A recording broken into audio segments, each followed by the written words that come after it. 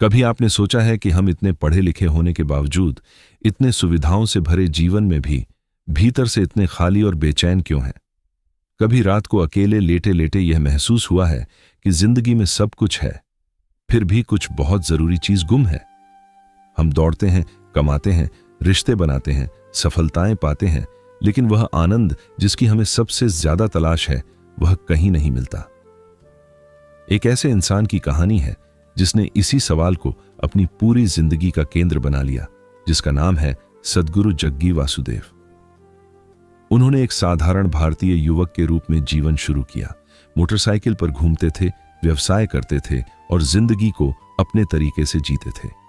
लेकिन एक दिन चामुंडी पहाड़ी पर बैठे बैठे उनके साथ कुछ ऐसा हुआ जिसने उनकी पूरी दुनिया को उलट दिया। उनकी आंखें आनंद के आंसुओं से भर गईं और वे खुद से पूछने लगे कि यह क्या था। उस अनुभव ने उन्हें अंदर से इतना झकझोर दिया कि वे पूरी तरह बदल गए और उन्होंने तय किया कि वे दुनिया को वह रास्ता दिखाएंगे जो उन्हें मिला था। इनर इंजीनियरिंग यह सिर्फ एक किताब नहीं है, यह उस यात्रा का नक्शा है जो आपको बाहर से नहीं बल्कि भीतर से बदल देती है। सद्गुरु कहते हैं कि खुशी कोई बाहरी चीज नहीं है जिसे आप ढूंढ सकते हैं, यह आपके भीतर की एक अवस्था है जिसे आप पैदा कर सकते हैं। यह किताब आपको यह सिखाती है कि अपने मन, शरीर, भावनाओं और ऊर्जा को कैसे इस तरह से व्यवस्थित करें कि जीवन में हर पल में एक गहरा टिकाऊ आनंद महसूस हो। तो आइए इस यात्रा पर चलते हैं, भीतर की ओर, अपने असली स्वरूप की ओर, उस आनंद की ओर जो हमेशा से हमारे अंदर ही था। सद्गुरु अपनी बात शुरू करते हैं एक बहुत ही सरल लेकिन गहरे सवाल से। क्या आप वास्तव में जीवन का अनुभव कर रहे हैं या सिर्फ जीवन को झेल रहे हैं? हम सब ऐसे जीते हैं जैसे किसी बाहरी शक्ति ने हमें इस दुनिया में फेंक दिया हो और हम बस किसी तरह से काम चला रहे हों। सुबह उठते हैं, नाश्ता करते हैं, काम पर जाते हैं, थके हारे लौटते हैं, सो जाते हैं और यह चक्र चलता रहता है, दिन दर दिन, साल दर साल। लेकिन सद्गुरु पूछते हैं कि इस सारी भाग दौड़ में आप खुद से कितनी बार मिले हैं? कितनी बार आपने अपने भीतर झांक कर देखा है कि आप वास्तव में कौन हैं? उनका कहना है कि हम सभी इंजीनियर हैं। हम सड़कें बनाते हैं, इमारतें खड़ी करते हैं, मशीनें बनाते हैं, लेकिन खुद को इंजीनियर करना हम भूल गए हैं। जिस तरह एक मशीन को ठीक से काम करने के लिए सही तरीके से डिजाइन और व्यवस्थित करना पड़ता है, उसी तरह मानव शरीर और मन को भी सही तरीके से व्यवस्थित करना जरूरी है। सद्गुरु का पूरा दर्शन इसी इनर इंजीनियरिंग के इर्द गिर्द घूमता है, यानी खुद को भीतर से उस तरह व्यवस्थित करना कि आनंद आपकी स्वाभाविक अवस्था बन जाए। वे बताते हैं कि इंसान का जीवन एक अनोखा उपहार है, क्योंकि हम ही एकमात्र प्राणी हैं जो अपनी प्रकृति के बारे में सोच सकते हैं, जो अपने आप को बदल सकते हैं। यह शक्ति हमारे पास है, लेकिन हम इसका उपयोग नहीं करते क्योंकि हमें यह नहीं पता कि कैसे करें। इनर इंजीनियरिंग उसी कैसे का जवाब है, एक व्यावहारिक, वैज्ञानिक और अनुभवात्मक मार्गदर्शिका जो आपको अपने भीतर की शक्ति तक पहुंचाती है। तो सबसे पहले यह समझना जरूरी है कि जीवन एक समस्या नहीं है जिसे सुलझाना है, बल्कि एक संभावना है जिसे जीना है। सद्गुरु एक बार एक युवक से मिले जो बहुत परेशान था और कह रहा था कि मेरी जिंदगी में सब कुछ गलत हो रहा है, मैं बहुत दुखी हूं। सद्गुरु ने उससे पूछा, क्या तुम्हें किसी ने दुखी किया या तुम खुद दुखी हो? यह सवाल बेहद सरल लगता है, लेकिन इसमें एक बहुत गहरी सच्चाई छुपी हुई है जिसे हम अक्सर नजरअंदाज कर देते हैं। हम हमेशा यह मानते हैं कि हमारी खुशी या दुख बाहरी परिस्थितियों पर निर्भर है। किसी ने कुछ कहा तो हम दुखी हो गए, कुछ अच्छा हुआ तो खुश हो गए। लेकिन सद्गुरु कहते हैं कि यह सोचना हमारी सबसे बड़ी भूल है, क्योंकि जब हम बाहरी चीजों को अपनी खुशी का स्रोत मानते हैं तो हम खुद को उनका गुलाम बना लेते हैं। एक पल के लिए सोचिए, आपने कितनी बार किसी की बात सुनकर या किसी घटना की वजह से पूरा दिन या पूरा हफ्ता खराब कर लिया है, जबकि वह बात या घटना शायद कुछ मिनटों में खत्म हो गई थी। यह हमारा मन है जो उस दुख को पकड़ कर रखता है और बार बार उसे जीता है, और इस तरह हम खुद अपने सबसे बड़े दुश्मन बन जाते हैं। सद्गुरु कहते हैं कि जीवन में जो भी होता है वह घटनाएं हैं, लेकिन उन घटनाओं के प्रति हमारी प्रतिक्रिया हमारा चुनाव है। अगर आप यह समझ लें कि आपकी भावनाएं आपकी अपनी रचना हैं, तो आप उन्हें बदलने की शक्ति भी अपने पास ही रखते हैं। यह विचार पहली बार में डरावना लग सकता है, क्योंकि इसका मतलब है कि आप किसी और को दोष नहीं दे सकते। लेकिन यही विचार आपको सबसे बड़ी स्वतंत्रता भी देता है। जब आप यह मान लेते हैं कि आप खुद अपनी खुशी और दुख के निर्माता हैं, तो आपके पास असली शक्ति आ जाती है, अपने जीवन को वैसा बनाने की शक्ति जैसा आप चाहते हैं। यही इनर इंजीनियरिंग की नींव है, जिम्मेदारी लेना, दोष देना छोड़ना और अपने भीतर की शक्ति को पहचानना। हमारे जीवन में एक बहुत बड़ी समस्या यह है कि हम अपने मन को अपना मालिक मान लेते हैं, जबकि असल में हमें उसका मालिक होना चाहिए। जब सुबह उठते हैं तो कभी मन कहता है आज कुछ नहीं करेंगे, कभी कहता है यह नहीं करना, और हम उसकी सुनते रहते हैं जैसे कोई आज्ञाकारी बच्चा। सद्गुरु कहते हैं कि मन एक उपकरण है, एक बेहद शक्तिशाली उपकरण, लेकिन अगर इस उपकरण का सही उपयोग नहीं किया जाए तो यह हमें नष्ट कर देता है। एक छुरी के बारे में सोचिए, वही छुरी रसोई में सब्जी काटने का काम करती है और वही गलत हाथों में नुकसान का कारण बन सकती है। उपकरण वही है, फर्क सिर्फ उसके उपयोग में है। उसी तरह हमारा मन, अगर हम उसका सही उपयोग करना सीख लें तो यह हमारे जीवन में अद्भुत परिवर्तन ला सकता है। लेकिन अधिकांश लोग अपने मन के दास होते हैं। वे सोचते नहीं, बल्कि मन उन्हें सोचाता है और वे बस उसकी धारा में बहते रहते हैं। सद्गुरु बताते हैं कि योग का असली अर्थ यही है, मन को नियंत्रित करना नहीं, बल्कि उससे ऊपर उठना, उसे एक उपकरण की तरह जब चाहें उपयोग करना और जब चाहें रख देना। जब आप मन के साथ यह संबंध बना लेते हैं तो आप पाते हैं कि आपके जीवन की गुणवत्ता अपने आप बेहतर होने लगती है, क्योंकि आप अनावश्यक विचारों और भावनाओं की चपेट में नहीं आते। एक बार किसी ने सद्गुरु से पूछा कि आप इतने शांत कैसे रहते हैं। उन्होंने कहा, मैं शांत नहीं रहता, मैंने शांति को अपना स्वभाव बना लिया है। यही फर्क है, शांति को बाहर से खोजना और शांति को भीतर से जन्म देना। जब मन आपका साधन बन जाता है और आप उसके मालिक बन जाते हैं, तब जीवन में एक ऐसी स्थिरता आती है जो किसी भी बाहरी परिस्थिति से हिलती नहीं। सद्गुरु अपनी किताब में एक बहुत महत्वपूर्ण बात कहते हैं जो हमें झकझोर कर रख देती है। वे कहते हैं कि इंसान एकमात्र प्राणी है जो अपनी खुद की बनाई हुई समस्याओं से पीड़ित है। जानवरों को देखिए, शेर जब शिकार नहीं करता तो वह आराम करता है, वह यह नहीं सोचता कि कल क्या होगा, परसों क्या होगा। लेकिन हम इंसान हमेशा या तो अतीत में जीते हैं, वह क्यों हुआ, या भविष्य में जीते हैं, यह होगा तो क्या होगा, वह नहीं हुआ तो क्या करेंगे। वर्तमान क्षण में हम शायद ही कभी जीते हैं और यही हमारी सबसे बड़ी त्रासदी है। सद्गुरु कहते हैं कि जीवन वास्तव में सिर्फ अभी में घटित होता है, न कीते हुए कल में, न आने वाले कल में, बल्कि इसी पल में, इसी सांस में, इसी धड़कन में। जब हम इस पल में पूरी तरह से उपस्थित होते हैं तो हम पाते हैं कि जीवन में एक अद्भुत सुंदरता है जो हमने पहले कभी नहीं देखी थी। एक फूल को देखकर खुश होना, किसी के साथ बैठकर उसकी बात सुनना, भोजन के हर स्वाद को महसूस करना, यह सब तभी संभव है जब आप पूरी तरह से वर्तमान में हों। सद्गुरु एक बार कहते हैं, यदि आप यहां हैं तो आप हर जगह हैं, और यदि आप यहां नहीं हैं तो आप कहीं नहीं हैं। यह वाक्य जितना सरल लगता है उतना ही गहरा है। हमारी उपस्थिति, हमारी जागरूकता ही हमारे जीवन की सबसे बड़ी संपत्ति है। जब हम वर्तमान में जीना सीखते हैं तो न केवल हमारा दुख कम होता है, बल्कि हमारे हर काम में एक नई ऊर्जा और उत्साह आता है।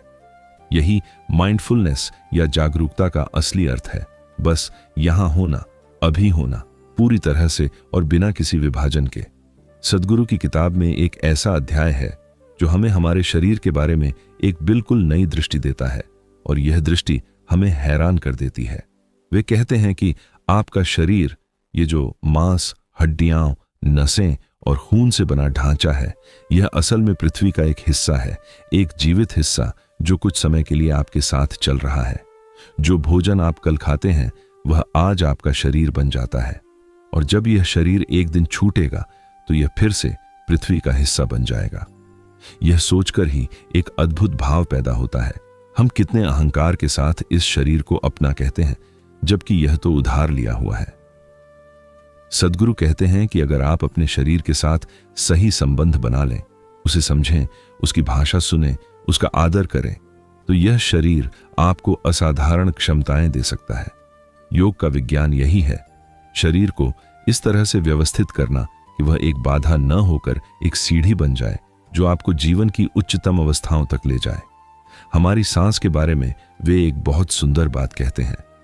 सांस हमारे जीवन की सबसे बड़ी कड़ी है जो हमें इस क्षण से जोड़ती है। जब आप ध्यान से अपनी सांस को देखते हैं तो आप पाते हैं कि यह बस आती है और जाती है और इसमें किसी तरह का कोई संघर्ष नहीं है। यही जीवन का स्वाभाविक प्रवाह है। प्राणायाम, सांस का योग इसीलिए इतना शक्तिशाली है क्योंकि यह शरीर और मन के बीच की सबसे सीधी कड़ी है। जब आप अपनी सांस को बदलते हैं तो आपका मन बदलता है और जब मन बदलता है तो आपका पूरा अनुभव बदल जाता है। इसलिए सद्गुरु कहते हैं, अपने शरीर को एक मंदिर की तरह देखो, एक ऐसा मंदिर जिसमें जीवन का सबसे बड़ा रहस्य छुपा हुआ है। अब बात करते हैं उस चीज की जो हम सबसे ज्यादा अनुभव करते हैं लेकिन सबसे कम समझते हैं, और वह है हमारी भावनाएं। सद्गुरु कहते हैं कि भावनाएं हमारे जीवन की सबसे बड़ी शक्ति भी है और सबसे बड़ी कमजोरी भी। यह इस पर निर्भर करता है कि हम उनका उपयोग कैसे करते हैं। जब प्रेम, करुणा और आनंद की भावनाएं हमारे भीतर होती हैं तो हम दुनिया को एक खूबसूरत जगह के रूप में देखते हैं और हर काम में एक नई ऊर्जा महसूस होती है। लेकिन जब क्रोध, ईर्ष्या, भय और घृणा की भावनाएं हावी होती हैं तो वही दुनिया एक नर्क की तरह लगती है। हालांकि बाहर कुछ भी नहीं बदला होता, सिर्फ हमारा भीतरी रंग बदला होता है। सद्गुरु बताते हैं कि भावनाएं वास्तव में हमारी ऊर्जा का एक विशेष रूप है। जब यह ऊर्जा सकारात्मक दिशा में बहती है तो यह हमें और दूसरों को ऊपर उठाती है, और जब नकारात्मक दिशा में बहती है तो यह सब कुछ नष्ट कर देती है। एक बार एक आदमी सद्गुरु के पास आया और बोला, मुझे बहुत गुस्सा आता है और मैं इसे रोक नहीं पाता। सद्गुरु ने उससे पूछा, क्या तुम किसी और पर गुस्सा होते हो या हर बात पर? उस आदमी ने कहा, हर बात पर। सद्गुरु ने कहा, तो समस्या बाहर नहीं है, समस्या तुम्हारे भीतर है। तुम्हारी ऊर्जा गलत तरीके से व्यवस्थित है। भावनाओं को दबाना या उन्हें जबरदस्ती रोकना कोई समाधान नहीं है, इससे वे और भी विकृत होकर बाहर आती हैं। सही समाधान यह है कि भावनाओं की प्रकृति को समझें, उन्हें एक ऊर्जा के रूप में देखें जिसे सही दिशा में मोड़ा जा सकता है।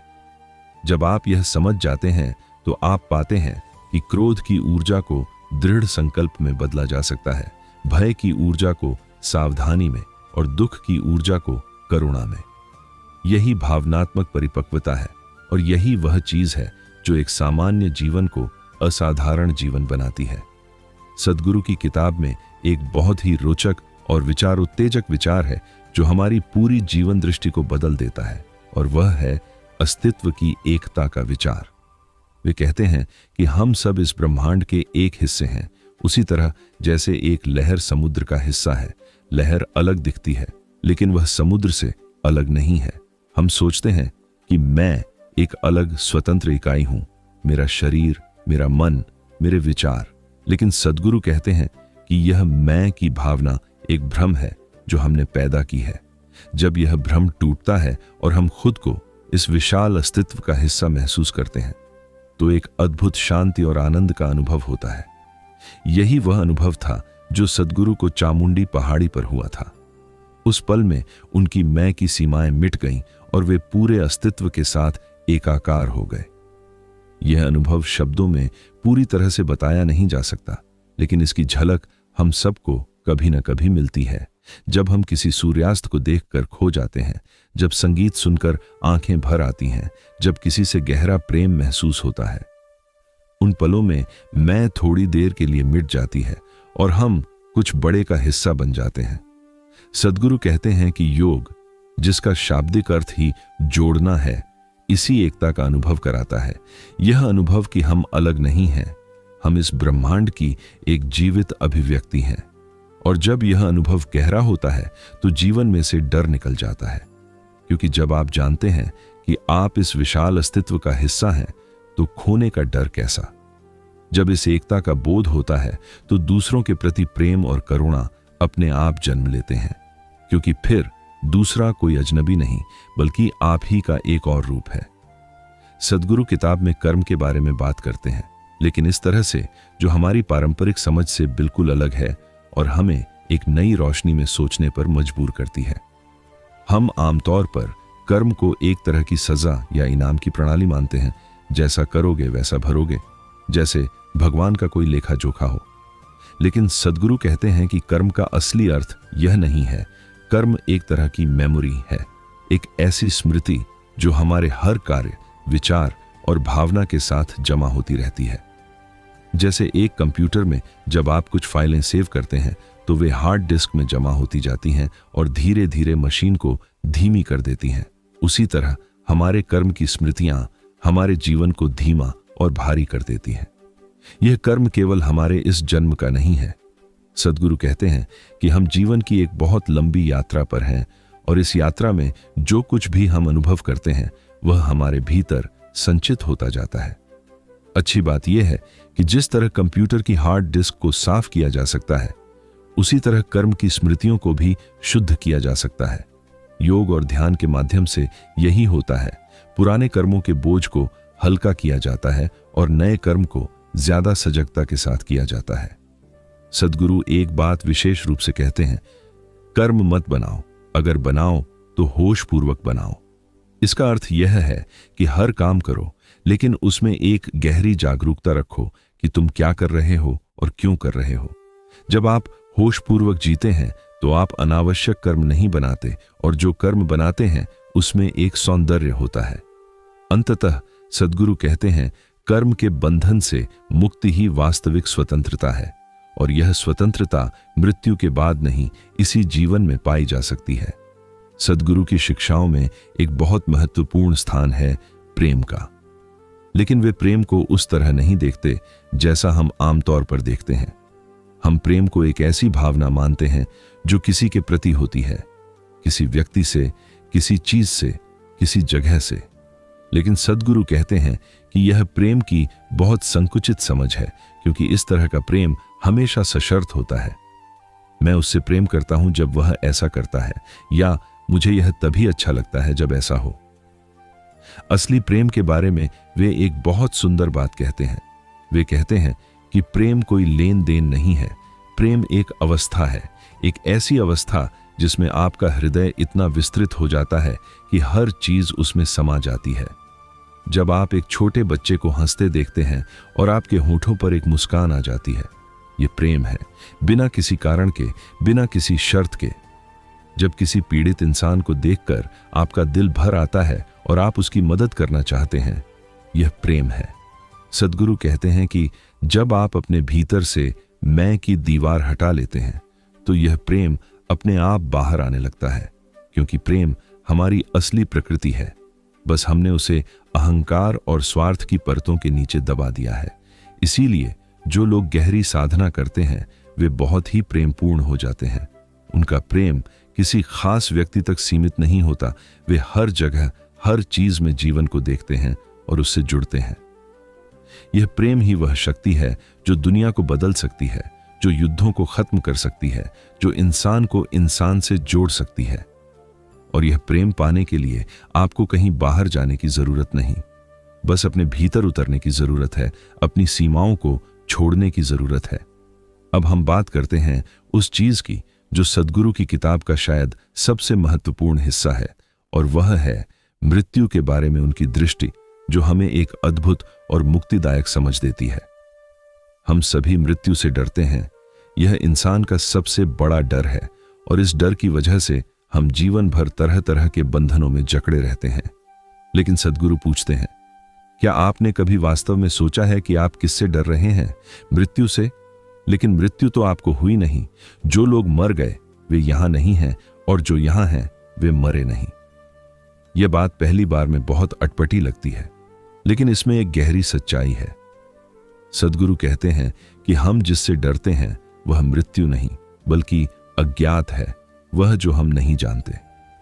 जब हम अपने जीवन के हर पल को पूरी तरह से जीते हैं, जब हम वर्तमान में रहते हैं, तो मृत्यु का डर अपने आप कम होने लगता है। वे एक बहुत सुंदर बात कहते हैं, अगर आप हर सांस को इस तरह लें जैसे यह आखिरी सांस हो, तो आप पाएंगे कि जीवन कितना अनमोल और खूबसूरत है। मृत्यु को याद रखना हमें जीवन को और गहराई से जीने की प्रेरणा देता है। यह हमें याद दिलाता है कि समय सीमित है और इसलिए हर पल को पूरी तरह से जीना जरूरी है। सद्गुरु की दृष्टि में मृत्यु एक अंत नहीं है, यह एक बदलाव है, एक रूपांतरण है, जैसे पानी का भाप बनना।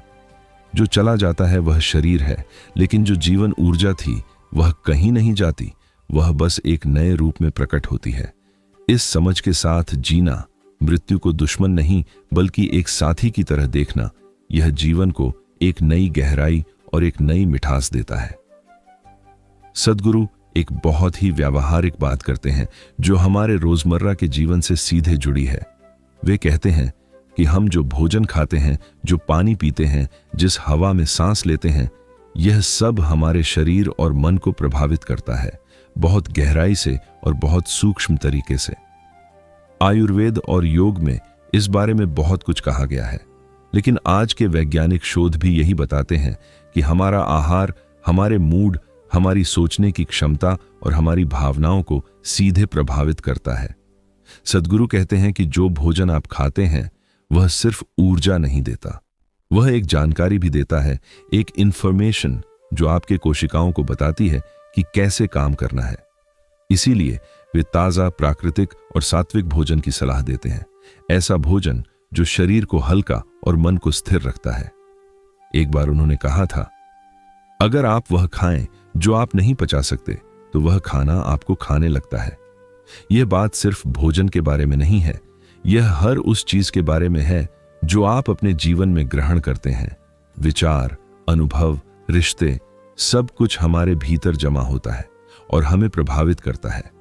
इसलिए सद्गुरु कहते हैं कि सजगता से चुनें, क्या खाते हैं, क्या सोचते हैं, किसके साथ समय बिताते हैं, क्या पढ़ते हैं और क्या देखते हैं।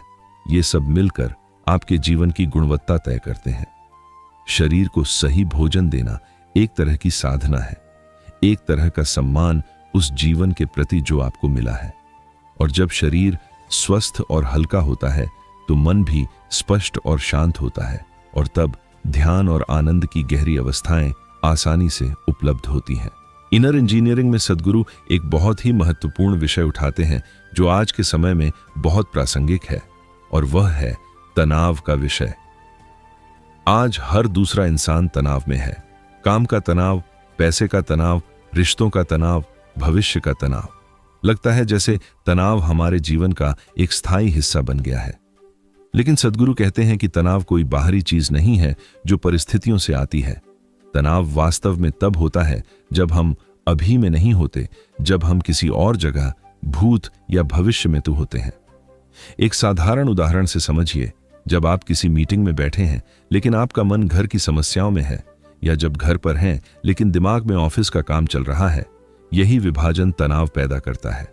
सद्गुरु एक बहुत सुंदर सूत्र देते हैं, जो काम कर रहे हो उसमें पूरी तरह से लीन हो जाओ। इसे वे कर्म योग कहते हैं। हर काम को इतनी पूर्णता और समर्पण से करो कि उसमें कोई जगह नहीं बचे तनाव के लिए। जब आप पूरी तरह से उपस्थित होते हैं, चाहे वह खाना पकाना हो, बच्चे के साथ खेलना हो या कोई रिपोर्ट लिखना हो, तो उस काम में एक आनंद होता है जो तनाव को दूर भगा देता है। सद्गुरु यह भी कहते हैं कि हम अक्सर तनाव को जरूरी मान लेते हैं, जैसे अगर मैं तनाव में नहीं हूं तो मैं गंभीर नहीं हूं। यह एक बहुत ही गलत धारणा है। असली गंभीरता तनाव में नहीं, स्पष्टता में होती है।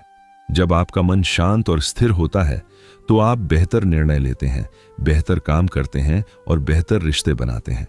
इसलिए तनाव को जीवन का हिस्सा मत मानो, इसे एक संकेत मानो कि आपको अपने भीतर कुछ व्यवस्थित करने की जरूरत है। सद्गुरु की किताब में एक अध्याय ऐसा है जो बहुत लोगों को असहज करता है, लेकिन उसे पढ़ने के बाद एक गहरी राहत भी मिलती है, और वह है अहंकार के बारे में उनकी बात।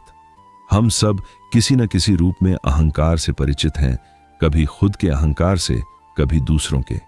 लेकिन सद्गुरु का अहंकार की परिभाषा बहुत व्यापक है। वे कहते हैं कि अहंकार केवल मैं बड़ा हूं की भावना नहीं है, बल्कि हर वह धारणा जो हम अपने बारे में बना लेते हैं। मैं ऐसा हूं, मैं वैसा नहीं हूं, मुझे यह पसंद है, मुझे वह नापसंद है। यह सब अहंकार का हिस्सा है। हम अपने जीवन में बहुत सी भूमिकाएं निभाते हैं, पिता, माँ, बेटा, बेटी, कर्मचारी, मालिक, और हम इन भूमिकाओं को इतनी गहराई से अपना लेते हैं कि भूल जाते हैं कि ये सिर्फ भूमिकाएं हैं, असलियत नहीं। एक अभिनेता जानता है कि वह मंच पर एक किरदार निभा रहा है। वह उस किरदार में पूरी तरह से डूब जाता है, लेकिन जब पर्दा गिरता है तो वह अपनी असली पहचान में वापस आ जाता है। सद्गुरु कहते हैं कि हम भी अगर इसी समझ के साथ जीवन जिएं, अपनी भूमिकाओं को पूरे समर्पण से निभाएं, लेकिन उनसे चिपके नहीं, तो जीवन में बहुत कम दुख होगा। जब कोई हमारी आलोचना करता है तो हम इतना टूट क्यों जाते हैं? क्योंकि हमने खुद को अपनी छवि के साथ इतना जोड़ लिया है कि उस छवि पर चोट लगना खुद पर चोट लगना लगता है। लेकिन जब आप समझते हैं कि आप उस छवि से बहुत बड़े हैं, कि आप वह अस्तित्व हैं जो इस छवि को देख रहा है, तो आलोचना आपको तोड़ नहीं सकती। वह बस एक जानकारी बन जाती है जिससे आप सीख सकते हैं। यही है अहंकार से मुक्ति। और यह मुक्ति जीवन को इतना हल्का और आनंदमय बना देती है कि शब्दों में बताना मुश्किल है। सद्गुरु के जीवन में एक ऐसा मोड़ आया जिसने उन्हें पूरी तरह से बदल दिया, और इस अनुभव का वर्णन वे किताब में बड़े ही मार्मिक तरीके से करते हैं। एक दिन वे चामुंडी पहाड़ी पर एक चट्टान पर बैठे थे। दोपहर का समय था और अचानक उन्हें ऐसा लगा जैसे उनका शरीर और बाकी सब कुछ एक हो गया हो। वे जानते थे कि वे कौन हैं, लेकिन उस पल में उन्हें नहीं पता था कि वे कहां समाप्त होते हैं और बाकी दुनिया कहां शुरू होती है। यह अनुभव डरावना नहीं था, यह अकथनीय रूप से आनंददायक था, जैसे वर्षों की प्यास एक पल में बुझ गई हो।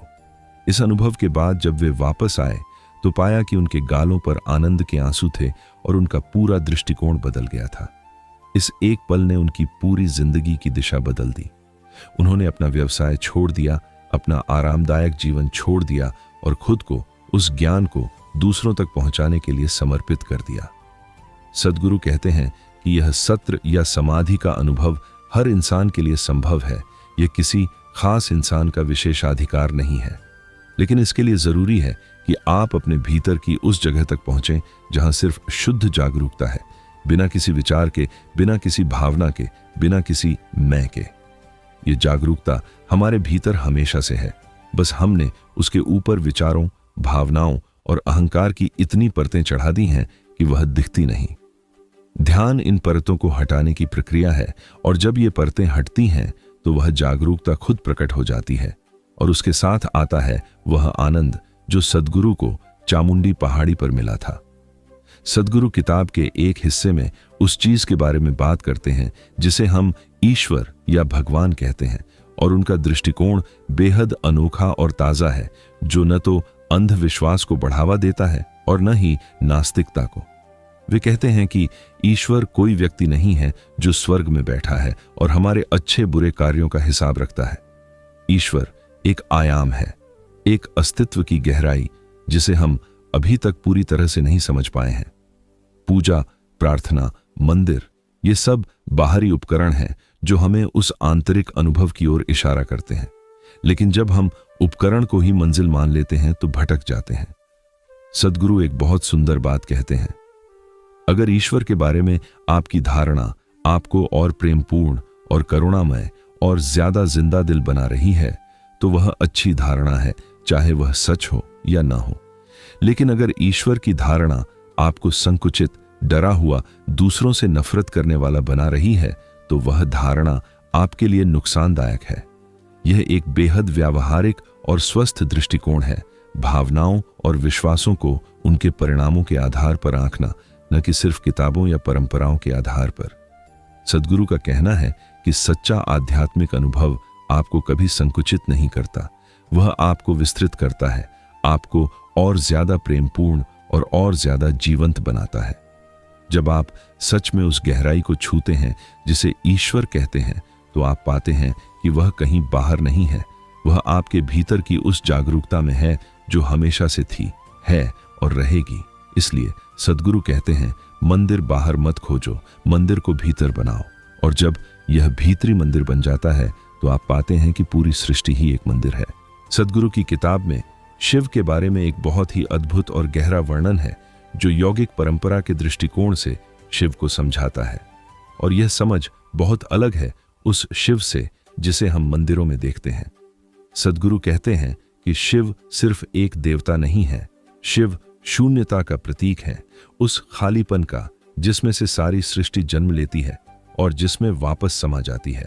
जैसे बीज में वृक्ष होता है, आप बीज को देखकर वृक्ष की कल्पना नहीं कर सकते, लेकिन वह सब कुछ जो वृक्ष बनेगा वह उसी बीज में छुपा है। उसी तरह इस शून्यता में सारी सृष्टि की संभावना छुपी है। यह विचार भौतिकी के आधुनिक सिद्धांतों से भी मेल खाता है। वैज्ञानिक कहते हैं कि क्वांटम वैक्यूम में अनंत ऊर्जा है, वह खालीपन जो वास्तव में खाली नहीं है। सद्गुरु कहते हैं कि जब आप ध्यान की गहरी अवस्था में पहुंचते हैं तो आप इस शून्यता का अनुभव करते हैं और यह अनुभव सबसे गहरा और सबसे शांतिदायक होता है। इस शून्यता में कोई विचार नहीं, कोई भावना नहीं, कोई मैं नहीं, और फिर भी एक गहरी जागरूकता है, एक गहरा आनंद है। यह विरोधाभास लगता है, खालीपन में आनंद कैसे हो सकता है? लेकिन सद्गुरु कहते हैं कि यह कोई विरोधाभास नहीं है। जब मैं नहीं होता तो जो बचता है वही आनंद है, वही प्रेम है, वही शांति है। इसीलिए योगी शिव को आदि योगी, पहले योगी कहते हैं, क्योंकि शिव इस शून्यता के स्वामी हैं, इस परम स्वतंत्रता के प्रतीक हैं। और जो भी इंसान उस शून्यता को थोड़ा सा भी छू लेता है, वह जीवन में एक नई स्वतंत्रता और एक नई हल्कापन महसूस करता है। सद्गुरु की किताब के अंतिम हिस्से में वे बात करते हैं उस चीज की जो उन्होंने दुनिया को देने के लिए बनाई, ईशा योग और शांभवी महामुद्रा। और इसके पीछे की दृष्टि बेहद व्यापक और मानवीय है।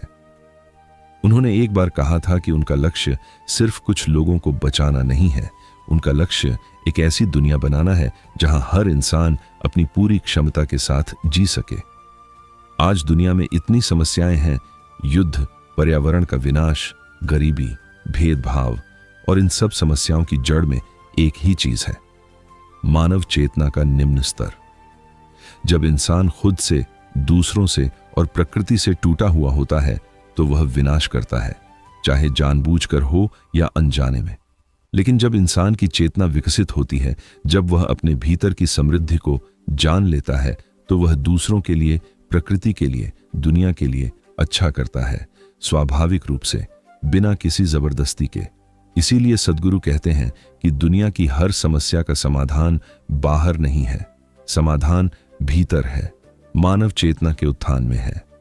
एक एक इंसान अगर अपने भीतर एक छोटा सा बदलाव भी करे, थोड़ा और जागरूक हो जाए, थोड़ा और प्रेमपूर्ण हो जाए, थोड़ा और जिम्मेदार हो जाए, तो यह दुनिया एक बेहतर जगह बन सकती है। यही इनर इंजीनियरिंग का सबसे बड़ा सपना है, न सिर्फ कुछ लोगों की व्यक्तिगत शांति, बल्कि एक ऐसी दुनिया जहां हर इंसान आनंदित और पूर्ण हो। और इस सपने की शुरुआत होती है आपसे, आपके अपने भीतर के रूपांतरण से, अपनी इनर इंजीनियरिंग से। किताब के अंत में सद्गुरु एक बहुत महत्वपूर्ण और व्यावहारिक बात कहते हैं जो हमें याद दिलाती है कि यह सब सिर्फ बौद्धिक समझ तक सीमित नहीं रहना चाहिए, बल्कि हमारे जीवन में उतरना चाहिए। वे कहते हैं कि ज्ञान तब तक कोई काम नहीं आता जब तक वह अनुभव नहीं बन जाता। जैसे खाने का नुस्खा पढ़ने से भूख नहीं मिटती, खाना खाना ही पड़ता है। इसीलिए वे हर किसी से अनुरोध करते हैं कि वे बस पढ़ें और सोचें नहीं, बल्कि प्रयोग करें, ध्यान करें, प्राणायाम करें, शांभवी महामुद्रा करें और देखें कि इन प्रयोगों का आपके जीवन पर क्या प्रभाव पड़ता है। सद्गुरु विज्ञान की तरह बात करते हैं। वे कहते हैं, मुझ पर विश्वास मत करो, इसे खुद पर प्रयोग करो और देखो कि क्या होता है। यह रवैया बहुत ताजा और ईमानदार है। वे आपको अंधभक्त नहीं बनाना चाहते, वे आपको एक प्रयोगकर्ता बनाना चाहते हैं जो अपने भीतर के सत्य को खुद खोजे। जीवन में यह सिद्धांत बहुत काम आता है। हम किसी की बात सुनकर या किताब पढ़कर अपना मत नहीं बना सकते, हमें खुद अनुभव करना होता है। इनर इंजीनियरिंग भी यही कहती है, बस एक पहला कदम उठाओ, बस एक बार भीतर की ओर मुड़ो, बस एक बार उस शांत जगह को ढूंढो जो तुम्हारे भीतर हमेशा से है। और जब आप यह पहला कदम उठाते हैं तो आप पाते हैं कि वह रास्ता खुद ब खुद बनता जाता है, वह यात्रा खुद ब खुद आगे बढ़ती जाती है। इसलिए आज इस पल में एक छोटा सा संकल्प करें, एक छोटा सा कदम भीतर की ओर, अपने असली स्वरूप की ओर, उस आनंद की ओर जो हमेशा से आपका इंतजार कर रहा था। और अब इस यात्रा के अंत में, या शायद एक नई यात्रा की शुरुआत में, एक पल के लिए रुकिए और खुद से पूछिए, मैंने अपने जीवन में आज तक कितनी चीजें पाने की कोशिश की, लेकिन असली आनंद कितनी बार पाया? सद्गुरु की पूरी किताब का सार एक ही है, आनंद कोई बाहरी उपलब्धि नहीं है, यह आपकी स्वाभाविक अवस्था है और इसे पाने के लिए आपको कहीं बाहर नहीं जाना है। जब आप इस सत्य को सच में समझ लेते हैं, न सिर्फ बुद्धि से बल्कि पूरे अस्तित्व से, तो जीवन में एक अद्भुत शांति और एक गहरी संतुष्टि आ जाती है। यह शांति कोई सुस्ती या निष्क्रियता नहीं है, यह एक जीवंत ऊर्जापूर्ण शांति है जिसमें आप और ज्यादा जोश से और ज्यादा प्रेम से और ज्यादा पूर्णता से जीते हैं। जीवन एक उपहार है और इस उपहार की कद्र तब होती है जब आप इसे पूरी तरह से, पूरी गहराई से जीते हैं। हर पल, हर सांस, हर अनुभव, यह सब आपको कुछ बताना चाहता है, कुछ दिखाना चाहता है, लेकिन हम इतने व्यस्त हैं कि सुन नहीं पाते। तो आज से, इस पल से एक वादा करें खुद से कि आप अपने जीवन को थोड़ा और ध्यान से जिएंगे, थोड़ा और जागरूकता से जिएंगे, थोड़ा और प्रेम से जिएंगे। यह इनर इंजीनियरिंग की सबसे बड़ी शिक्षा है। आप अपने जीवन के इंजीनियर हैं।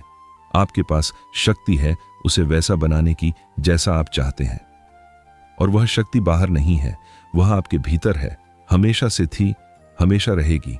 बस उसे पहचानने की जरूरत है, बस उसकी ओर एक कदम बढ़ाने की जरूरत है। जीवन आपका इंतजार कर रहा है, उस पूर्णता में, उस आनंद में, उस शांति में जो आपका जन्मसिद्ध अधिकार है।